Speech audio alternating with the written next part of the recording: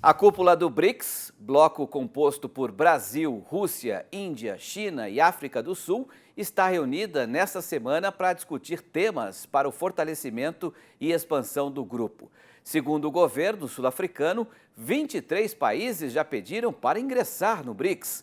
O encontro está acontecendo em Joanesburgo, na África do Sul. A partir de dezembro, o Brasil ocupará a presidência do G20. A presença de 3 membros dos BRICS na troika do G20 será uma grande oportunidade para avançarmos temas de interesse do Sul Global.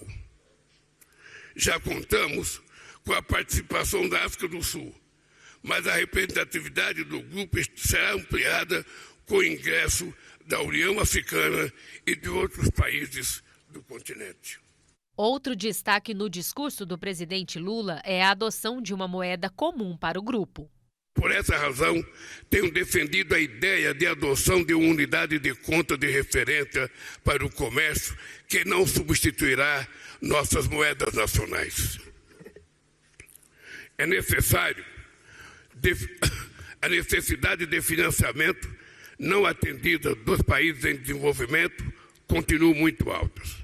A falta de reformas substantivas das instituições financeiras tradicionais limita o volume e a modalidade de crédito dos bancos já existentes. A decisão de estabelecer um novo Banco de Desenvolvimento representou um marco na colaboração efetiva entre as economias emergentes. Nosso banco conjunto deve ser um líder global do financiamento de projetos que abordem os desafios mais urgentes do nosso tempo. Ao diversificar fontes de pagamento em moedas locais, expandir sua rede de parceiros e ampliar seus membros, o NB constitui uma plataforma estratégica para promover a cooperação entre os países em desenvolvimento. Essa ampliação do bloco defendida pelo presidente Lula depende de uma série de critérios a serem cumpridos pelas nações interessadas. E quem explica melhor esse assunto para a gente é a economista Lia Valls Pereira, do Instituto Brasileiro de Economia da Fundação Getúlio Vargas. Lia, essa ampliação, na sua avaliação, é mesmo possível? Quais países despontam como favoritos a ingressarem no grupo do BRICS, hein? Boa noite, prazer tê-la aqui. Boa noite. A ampliação, na realidade, ela era defendida pela China, né? A diplomacia brasileira resistia, e a da Índia também, à ampliação dos BRICS, porque iam perder espaço, vamos dizer assim, né?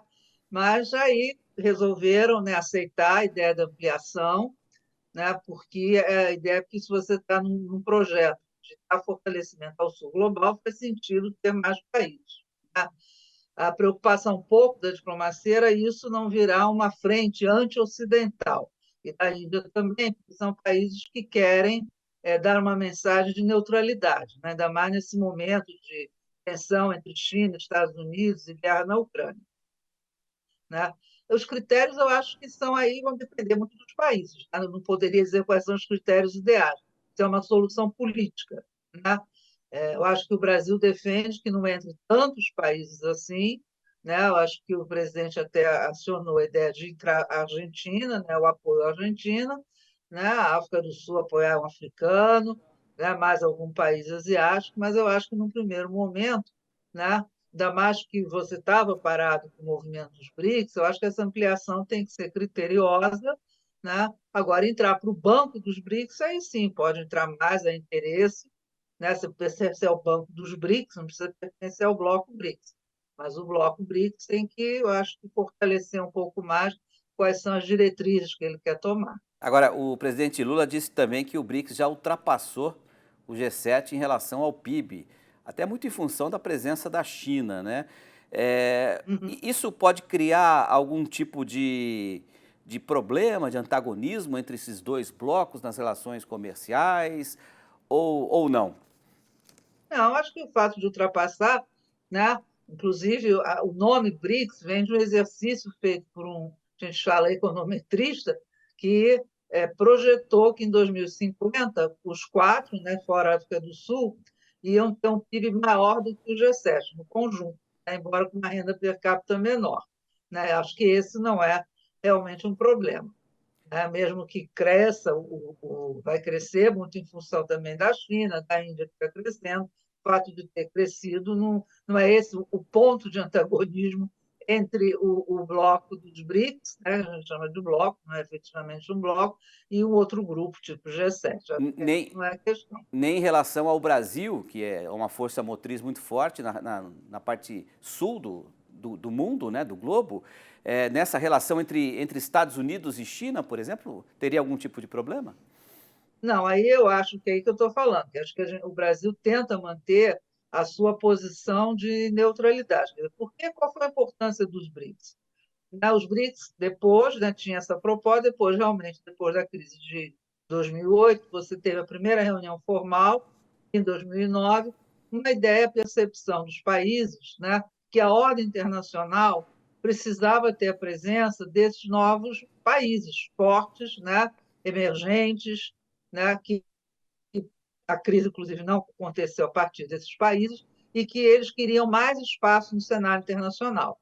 Né? O que os países queriam era um maior grau de liberdade em relação às suas próprias políticas e reformas do sistema multilateral. A agenda BRICS era muito voltada à reforma do Fundo Monetário, reforma do Banco Mundial, uma reforma do OMC e criação de mecanismos que permitiriam dar mais força ao chamado Sul Global. Nessa que era a grande questão. Essa moeda comum estaria nessa Não. situação? Se fala sempre moeda comum, mas a gente sabe que moeda comum não é algo que você faça do dia para a noite. Sim, Né? Eu acho que já existe no BRICS mecanismos de você fazer comércio com as moedas locais. Né? Quer dizer, eu aceito, a Argentina, os empréstimos conseguiu com a China, embora a Argentina não seja, né, dos BRICS, mas são empréstimos em moeda chinesa. Né? Eu acho que o primeiro momento é incrementar o comércio entre os países nas suas próprias moedas. Na ideia de ter uma moeda única, não é tão simples do ponto de vista econômico. Quem é que vai ter a credibilidade? Quem é que vai ser o emissor? Quem é que vai ser o Banco Central responsável? Basta lembrar o caso da União Europeia, quantos anos, décadas, que se levou para fazer isso. Eu acho que a ideia de moeda comum é como fosse assim, um marketing, né? A ideia. Mas, na prática, o que os países estão mais negociando são essas trocas, né, de comércio em moeda local, investimentos também, perfeito. utilizando as moedas do BRICS, inclusive algo que interessa à China, que quer internacionalizar a sua moeda, e principalmente a Rússia, né, por causa das sanções comerciais. E interessa a todos diminuir a dependência do dólar. Você não vai, de repente, criar uma nova moeda. Perfeito. Eu conversei com a Lia Valls Pereira, que é economista do Instituto Brasileiro de Economia da Fundação Getúlio Vargas. Lia, obrigado pela sua análise aqui no Rural Notícias. Espero chamá-la em breve aí para outros assuntos, tá bom? Obrigado. Boa noite. Tá bom. Obrigado. Boa noite.